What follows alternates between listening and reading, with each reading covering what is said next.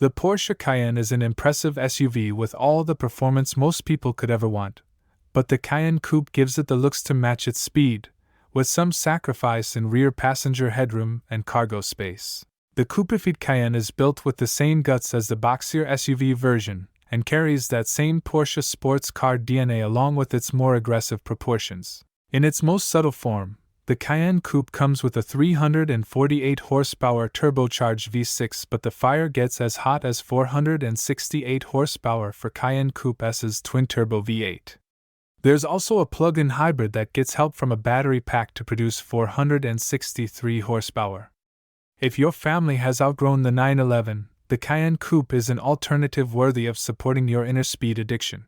However, for even more adrenaline-inducing driving, we'd suggest reaching deeper into the savings account to acquire the more powerful Cayenne Turbo, reviewed separately. What's new for 2024? Porsche gives the Cayenne Coupe a mid-cycle refresh this year that is tougher to spot from the outside than from the driver's seat. Inside, the dashboard has been thoroughly updated with more screens, a new steering wheel, and a new toggle-type dash-mounted shift lever. There's an update in power this year too. The turbocharged 3.0-liter V6 base engine gets 13 more horsepower than before, while the e-hybrid gains 9 horses. The Cayenne Coupe S nets the biggest power increase as Porsche replaces its 434 horsepower twin-turbo 2.9-liter V6 with a 468 horsepower twin-turbo V8. The Cayenne Coupe has several powertrain options to choose from. For starters, there's a 348 horsepower turbocharged 3.0-liter V6. The e-hybrid is a plug-in hybrid that uses an electric motor working with a turbocharged V6 for a total output of 463 horsepower. The Cayenne S gets a 468 horsepower twin-turbo V8 with a penchant for rapid acceleration. The top-of-the-line GTS trim hasn't been confirmed yet, but we expect it to produce the most horsepower with a stiffer sport-tuned suspension and an aggressive tire setup. All powertrains mate to an 8-speed automatic transmission and come with all-wheel drive. While we haven't driven this newest iteration of Cayenne yet, we did sample a prototype and were impressed by its performance. Options such as adjustable air suspension, 4-wheel steering, and active anti-roll bars for flatter cornering are available. We'll update this space with performance metrics after we strap our testing equipment to one later this year. The e-hybrid coupe gets a larger battery pack this year with an estimated battery capacity of 20.6 kilowatt-hours. This should improve its EV-only range from 15 miles to an estimated 25.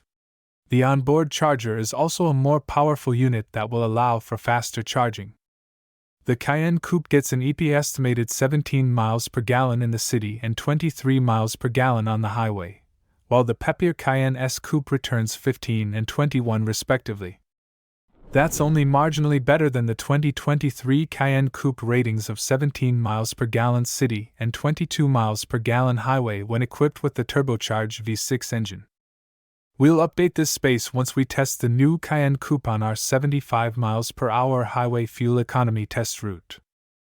The interior of the new Cayenne Coupe gets a new dashboard design that's similar to that of the Taycan. Its steering wheel, which looks a lot like the one found on the 911 sports car, sits ahead of a now fully digital gauge cluster. Additional storage space is available near the center console in the refreshed cockpit thanks to the dash-mounted toggle shifter. One visit to the online configurator is all it takes to change each detail of the Cayenne Coupe's interior down to the seatbelt colors. Of course, nothing in life is free, doubly true at Porsche, so either are the optional heated and ventilated front and rear seats. The Cayenne Coupe lacks some of the headroom and cargo space the boxier Cayenne SUV offers, but it at least looks good in return. The Cayenne Coupe carries a lot of digital display space. When your eyes aren't watching the road, they're likely pointed in the direction of the 12.3-inch touchscreen that comes standard with wireless Android Auto and Apple CarPlay. To the right of that is a 10.9-inch display for the front passenger, which Porsche says can be used to stream video content because it features a safety mechanism that makes it impossible for the driver to be distracted by it. It's supposedly invisible from behind the wheel. There's a separate 12.6-inch gauge cluster nestled behind the steering wheel. Just remember, try your best not to look at your phone.